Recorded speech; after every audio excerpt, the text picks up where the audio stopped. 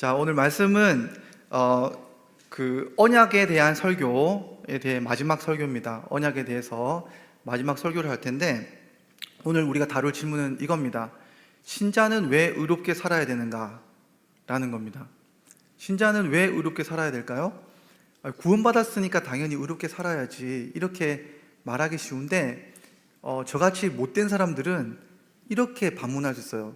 어차피 천국 가는데 왜 의롭게 살아야 되지? 구원은 내가 받았는데 라고 질문하는 사람들이 교회 안에 많이 있었습니다. 그러면 이 질문에 대해서 세 가지 답이 보통 있어요. 첫 번째 답은 뭐냐면, 하나님이 구원받은 성도에게 착하게 살 수 있는 능력을 주신다는 거예요. 구원받을 때. 그러니까 능력을 받았으니까 어떻게 살아야 될까요? 착하게 살아야죠. 이게 첫 번째 대답입니다. 두 번째 대답은 이겁니다. 구원받을 때 하나님이 의로운 행위까지 열매를 맺게 주신다는 겁니다.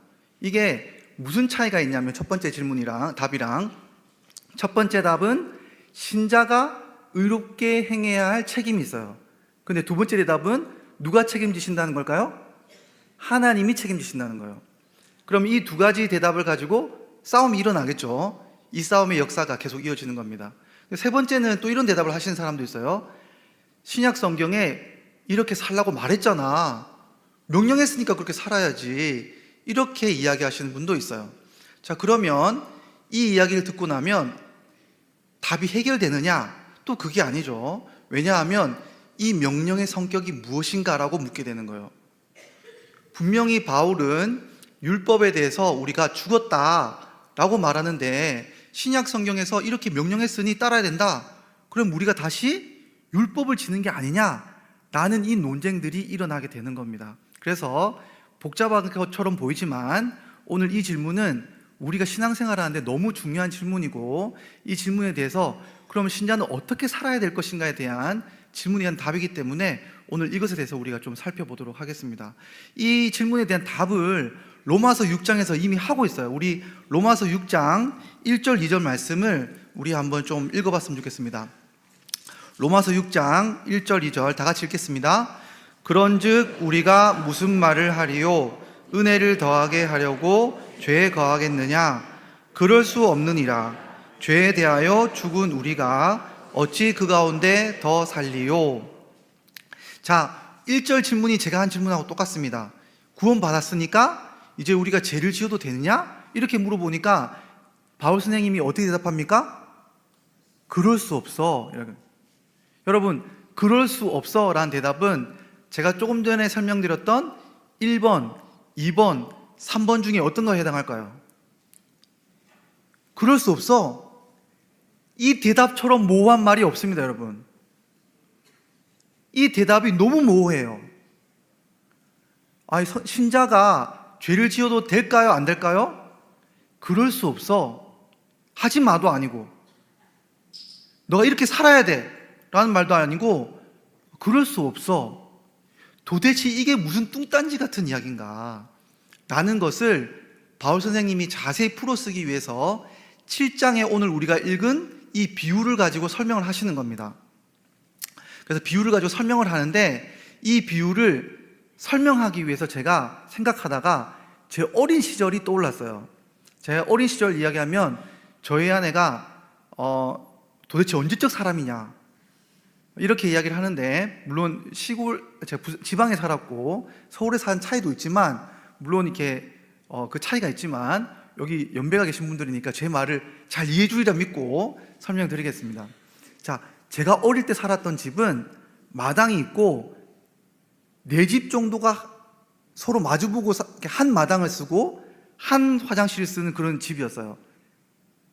이해가시죠? 어떤 집인지, 그죠? 문을 열면 바로 앞집이 보여요. 마당이 있고, 그죠? 아침에는 화장실 줄 서 있고, 그런 집에서 살았거든요.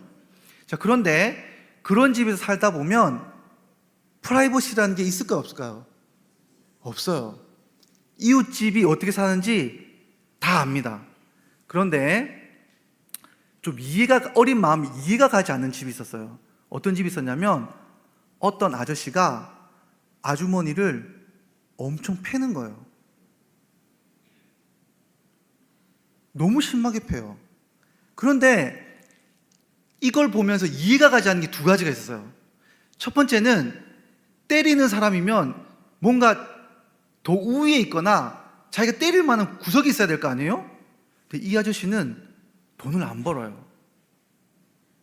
백수예요.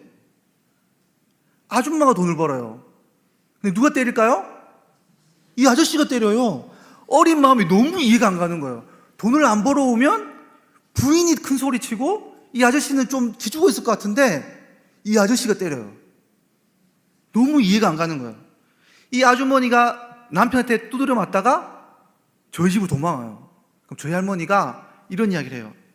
자기 남편 욕을 하고 막 잘못됐다 이렇게 이야기하면 갑자기 두드려 맞아서 온 아줌마가 이상한 말을 해요. 자기 남편 욕한다고?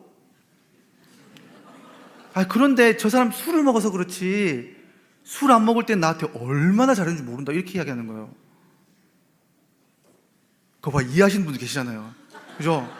예전엔 그런 집 많았어요. 어린 마음에 너무 이해가 안 가는 거예요. 여러분, 이 아주머니 이야기가 로마서 7장 이야기예요. 비유 이야기입니다. 여러분 집안의 남편 이야기 아닙니다. 여러분 남편한테 대입하시면 안 되고 비유 이야기예요. 비유. 자, 그러면 이 여자, 남편한테 매맞고 있는 이 여인이 누구냐? 아담의 후손으로 태어난 모든 인간들이에요. 그럼 이 남편은 누굴까요? 죄입니다, 죄. 우리는 태어날 때부터 결혼하고 태어나요. 누구랑? 죄란 남편과 결혼한 상태에서 태어나는 거예요. 근데 여러분, 이혼을 하고 싶어도 이혼할 수가 없어요. 왜요? 결혼 언약이라고 하는 서약서가 도장이 찍혀 있기 때문에 그래요. 이건 하나님 앞에서 한 약속이에요. 그죠? 결혼은 내가 스스로 파기할 수가 없는 거예요. 이 결혼 서약서를 뭐라 그러느냐? 율법이라 그래요. 율법. 잘 들으세요. 율법은 남편이 죄인인 사람에게만 있는 거예요. 여러분, 율법이 없어서 사람이 죄를 짓는 게 아닙니다. 죄인이어서 율법이 있는 거예요. 결혼 서약서가 맺어져 있는 거예요. 이 남편이 두드려 펴요. 왜? 돈 벌어오라고. 결혼 서약서가 있으니까. 여러분, 죄는 율법을 들고 우리에게 요구하는 거예요. 돈 벌어와라. 네가 책임져. 너가 나랑 결혼했잖아. 너가 돈 벌어와.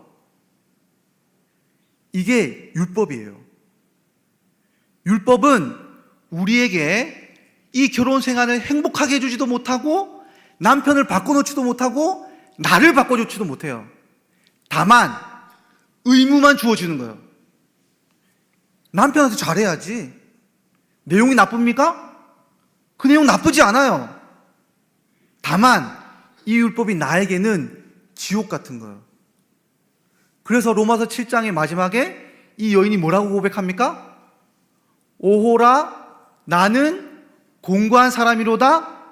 이 사망의 결혼 생활에서 나를 건져낼 사람이 없구나. 이게 바로 로마서 7장에 나오는 이 비유예요. 근데 여러분, 8장에 가면 이 중간에 놀라운 전환이 일어납니다.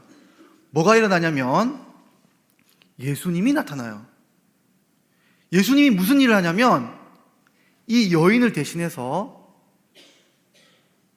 평생 남편한테 맞아야 할 매를 이 예수님 대신 맞아주시는 거예요. 야, 돈 벌어와. 돈 벌어와. 네가 결혼했지? 평생 남편한테 바쳐야 할 돈과 자기의 의무와 화가 나지만 순종하는 이 마음과 이 모든 것들을 누가 대신한다고요? 예수님이 이 십자가에서 나의 지옥과 같은 결혼 생활을, 이 여인의 지옥과 같은 결혼 생활을 예수님이 그 의무를 대신 다 짊어지신 거예요. 여러분, 이 결혼서약사는 누구에게 해당된다고요? 남편하고 해당되지만 실제로는 하나님께 드리는 거예요. 근데 여러분, 예수님이 이 여인을 대신해서 행한 이 모든 결혼 생활의 의무, 자기의 고통, 괴로움을 다 이루셨어요. 하나님이 어떻게 하셨을까요? 그래, 이 정도면 됐어. 이 결혼 끝났어. 율법을 찢으신 거예요. 결혼서약서 끝났어요. 이 죄와 드디어 결별한 거예요. 이혼한 거예요. 이게 무슨 일이 일어난 걸까요? 신자에게 일어난 거예요. 예수님의 십자가 사건은 죄라고 하는 남편을 끊어낸 거예요. 그러면서 이 죄에 있어서의 의무, 결혼 생활의 의무 생활도 끝나버린 거예요. 네, 여러분, 끝났으면 이제 더 이상 결혼 안 하고 싶죠? 그런데 예수님이 새로운 남편을 데려와요. 그래서 이 새로운 남편을 맺어줘요. 신자의 안에 있던 죄가 나가고 누가 들어올까요? 성령님이 들어오세요. 그래서 8장에 뭐라고 말합니까? 그리스도 예수 안에 있는 나에게 결코 정죄함이 없고 이제 내가 지배를 받는 법은 뭐가 될까? 율법이 아니고 성령의 법이라고 말하는 거예요. 새 남편이 생긴 거예요. 새 남편이 생기니까 새로운 법이 적용되는 거예요. 그래서 여러분, 죄라는 남편과 내가 하나 되어 있을 때는 율법의 지배를 받았다면 이제 새로운 성령이라는 남편이 나에게 왔을 때는 성령의 법을 따라서 결혼 생활을 하는 거예요. 그래서 이 남편은 성령의 법을 따라서 나를 이끌어가요. 자, 그러면 정리를 해보겠습니다. 율법이란 뭐고 성령의 법이란 뭘까요? 율법은 이 죄라고 하는 이 남편의 특성을 드러내는 거예요. 죄라는 남편의 특징은 나를 부려먹고 종노릇 시키고 결국에는 뭐예요? 이 결혼의 책임을 나에게 전가한 거예요. 그런데 여러분, 성령의 법에서는 어떻게 바뀌느냐? 결혼 생활의 책임이 누구에게 있을까요? 내가 지는 게 아니고 새 남편인 성령님이 지시겠다고 하는 거예요. 내가 이제 데려갈게. 이 결혼 생활 내가 책임질게. 그리고 뭡니까? 종이 아니라 어떻게 하든지 이 신부를 거룩하고 아름답게 만드는 것이 이 새로운 남편의 목적이에요. 결혼의 목적. 그러니까 성령의 법하고 율법하고는 너무 다르죠. 남편에서 달라지는 거예요. 자, 그런데 이제 이렇게 이해하고 나서 우리가 다시 6장 1, 2절로 돌아오는 겁니다. 질문 던집니다. 그렇다면 이제 신자에게는 남편이 생겼잖아요. 내가 죄를 지어도 용서하고 나를 이끌고 나를 거룩하게 만들어주는 책임진 남편이 생겼어요. 자, 그러면 나는, 신자는 이제 죄를 지어도 될까요? 그럴 수 없다라고 말하는 거예요. 이 의미가 도대체 뭘까요? 우리 아까 읽은 게 2절까지 읽었는데 6장 1절부터 4절까지 좀 찬찬히 한번 읽어보도록 하겠습니다. 다시 시작. 그런즉 우리가 무슨 말을 하리요? 은혜를 더하게 하려고 죄에 거하겠느냐? 그럴 수 없느니라. 죄에 대하여 죽은 우리가 어찌 그 가운데 더 살리요? 무릇 그리스도 예수와 합하여 세례를 받은 우리는 그의 죽으심과 합하여 세례를 받은 줄을 알지 못하느냐? 그러므로 우리가 그의 죽으심과 합하여 세례를 받음으로 그와 함께 장사되었나니 이는 아버지의 영광으로 말미암아 그리스도를 죽은 자 가운데서 살리심과 같이 우리로 또한 새 생명 가운데서 행하게 하려 함이라. 아멘. 자, 여러분, 이렇게 대답하는 겁니다. 신자는 죄를 지어도 될까요? 새로운 남편이 왔는데? 라고 물어보니까 바울 선생님이 그럴 수 없어. 너희 세례받았잖아. 세례받은 게 무슨 대답일까요, 이게 지금? 세례받은 것은 예수님이 어떻게 됐는지 잘 봐. 예수님이 십자가에서 죽으셨지. 부활하셨지. 죄라는 것은 죽음의 권세와 합해지는데 예수님이 다시 죽을 수가 있을까요? 없을까요? 예수님이 다시 살아나셨는데 예수님에게 다시 죽음이 있을까요? 없을까요? 없죠, 당연히. 그러니까 너희도 그럴 수 없어. 이게 무슨 말일까요, 여러분? 아니, 예수님이 살아난 건 맞죠? 예수님에게 무슨 죄가 있겠어요? 근데 저는 예수 믿고 보니까 그럴 수 있던데요? 그럴 수 없는 게 아니라 저는 그럴 수 있던데요? 너무 그럴 수 있던데요? 난 죄를 짓던데요? 여전히 나는 죄에 대해 살아있는데요? 예수님이 죽었다 살아난 게 나하고 무슨 상관이 있어요? 이상하게도 오늘 본문은 이렇게 말하는 거예요. 세례받을 때 그 예수님과 너가 하나 됐잖아. 하나 된 건 제가 알죠. 실제 삶은 그렇지 않잖아요. 실제 신자는 영원히 삽니까, 죽습니까? 죽잖아요. 우리가 죄에 대해서 영원히 죽습니까, 삽니까? 살잖아요. 아니, 지금 우리 현재의 삶을 놓고 물어보는 건데, 신자가 그러면 죄를 못 짓는다고 말하는 것도 아니고 살 수 있는데 왜 그럴 수 없다라고 말하냐는 거예요. 여러분, 놀랍게도 하나님은 이렇게 말씀하시는 거예요. 그럴 수 없어. 너 예수잖아. 아니, 나 죄 짓는 죄인인데요? 예수님하고 세례는 받았지만 나는 마지막 날에 그렇게 있을지는 모르겠지만 난 여전히 죄인인데요? 하나님이 이렇게 말씀하세요. 야, 너 예수랑 결혼했잖아. 네 남편 성령님이시잖아. 너가 예수야. 너는 너가 아니야. 예수야. 내 눈에는 너가 예수로 보여. 넌 예수야. 여러분, 이게 믿겨지십니까? 아니, 예수님하고 결혼한 건 맞죠. 근데 나는 여전히 결혼 생활에 합당하지 않은 죄인이란 말이에요. 근데 하나님은 나를 뭘로 보시냐면 완전한 예수의 신부로 보신다는 거예요. 이게 무슨 말일까요, 여러분?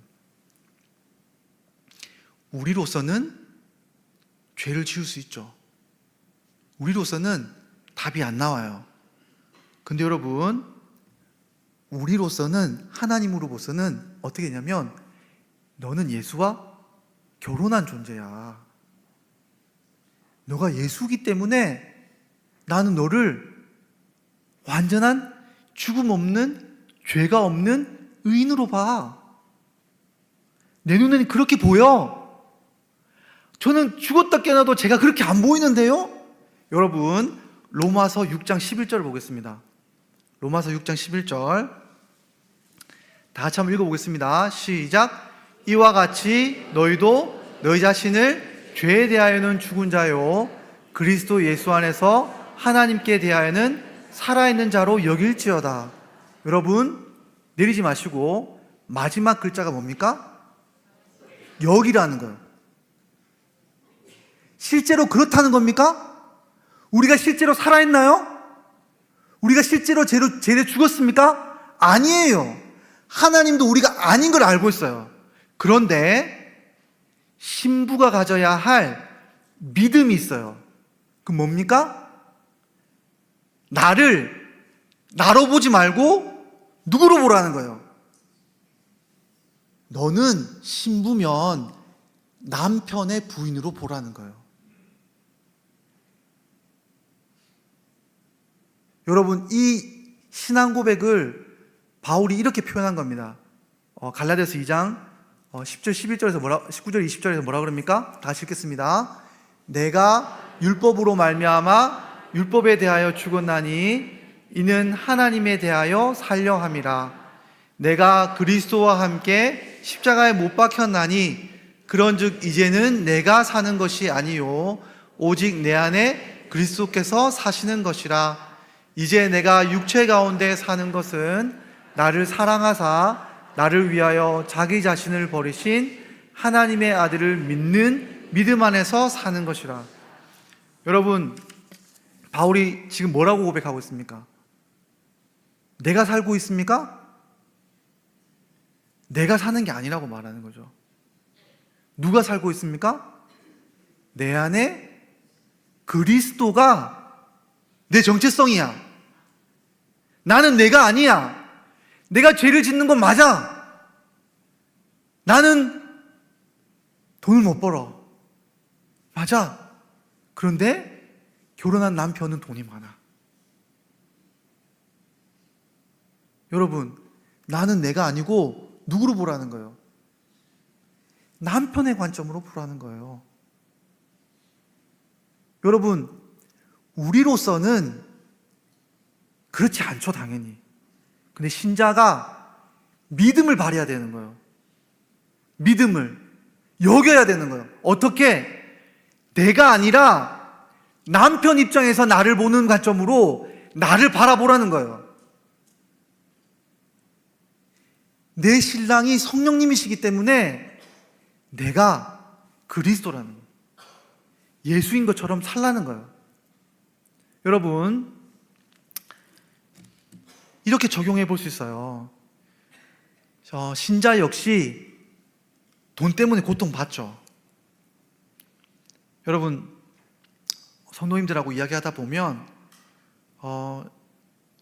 금전적인 문제 때문에 힘들어하는 성도님들이 왕왕 있습니다. 그죠?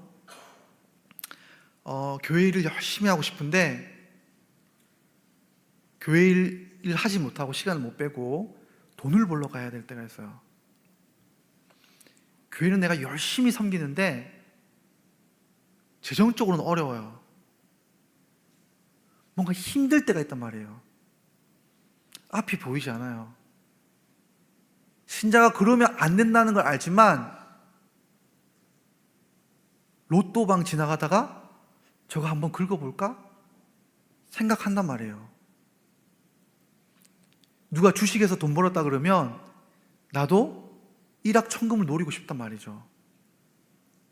이런 생각이 계속 돌다 보면 원망이 나오기 시작해요.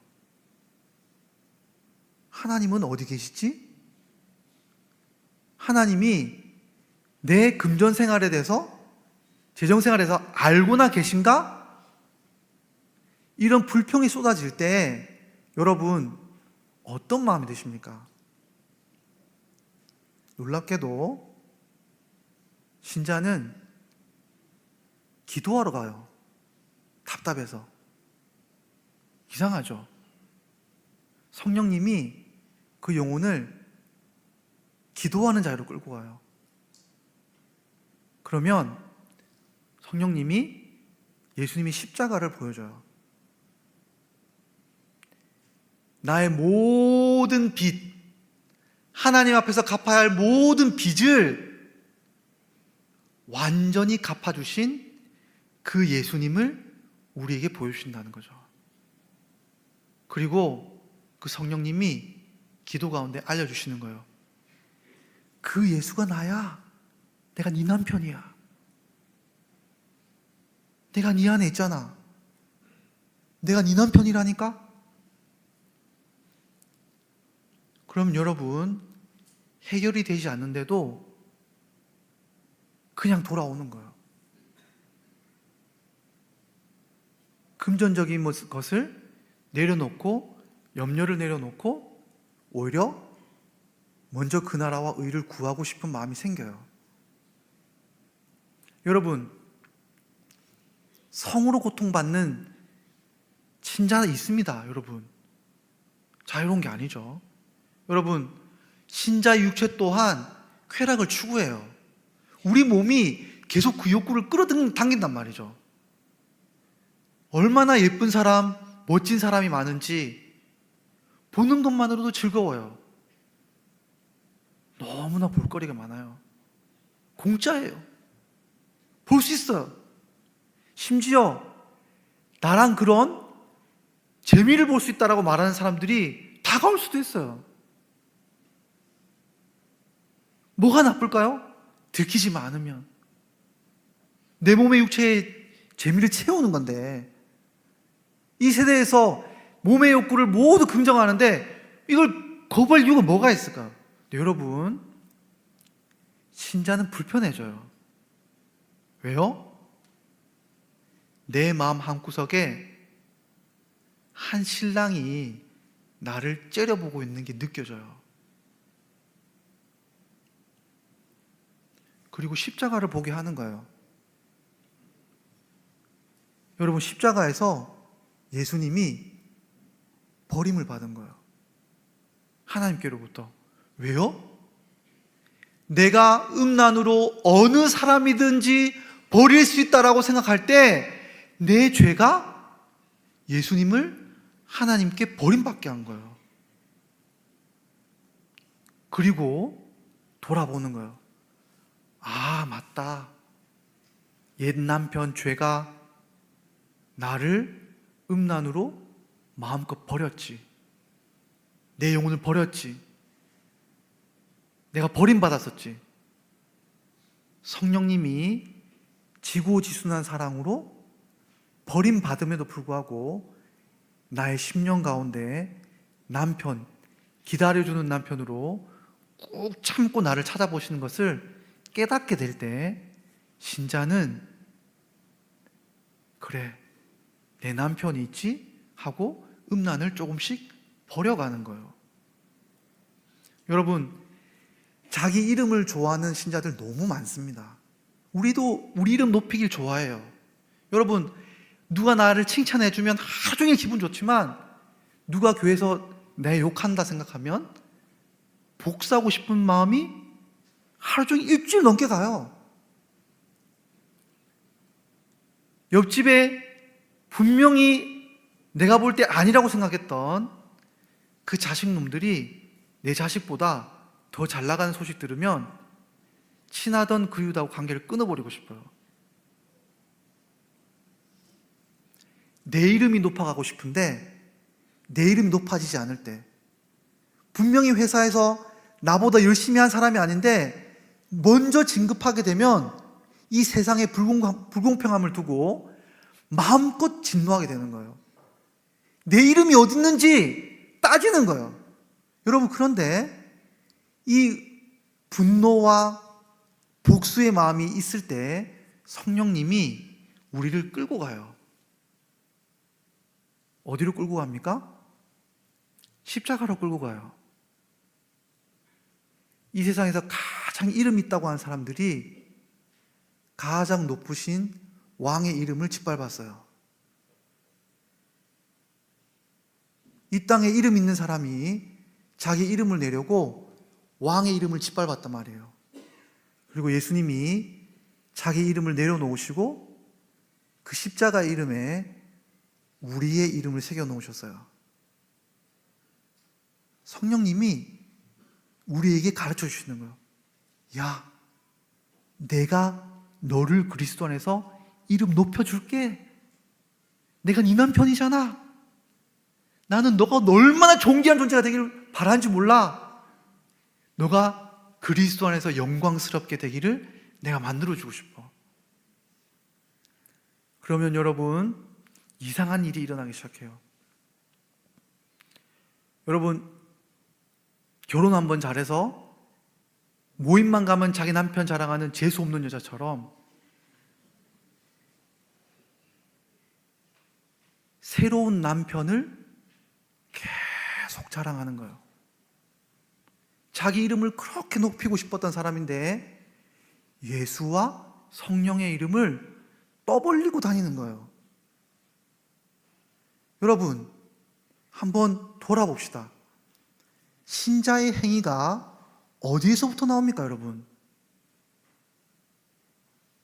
신자의 행위가 우리의 자질과 하나님의 그냥 이루어주시는 것과, 여러분, 해답은 우리에게서 출발하면 안 돼요. 신자의 행위는 남편의 문제예요. 여러분, 남편의 문제예요. 여러분의 남편, 성령님, 예수님을 여러분이 어떻게 바라보는지가 여러분의 행위를 결정짓습니다. 우리의 결단, 우리의 의지, 우리의 노력, 이 모든 것은 무의미해요. 여러분, 성경 100날 읽어보세요. 물론 도움됩니다. 여러분, 그게 아니라 성경을 통해서 새 남편이 얼마나 좋은 분인지를 아는 거예요. 새 남편의 목소리를 듣겠다고 내어놓는 거예요. 그게 성령 충만입니다, 여러분. 그게 성령의 소리를 듣는 거예요. 그래서 이렇게 말하는 거예요. 친구들이, 야, 이번에 남편한테 얼마나 구박당했냐? 야, 우리 그냥 남편 버리고 29박 30일 유럽 여행이나 가자. 얼마나 솔깃해요. 야, 그런데 가고는 싶은데 우리 남편 나 없으면 밥 못 먹는다, 야.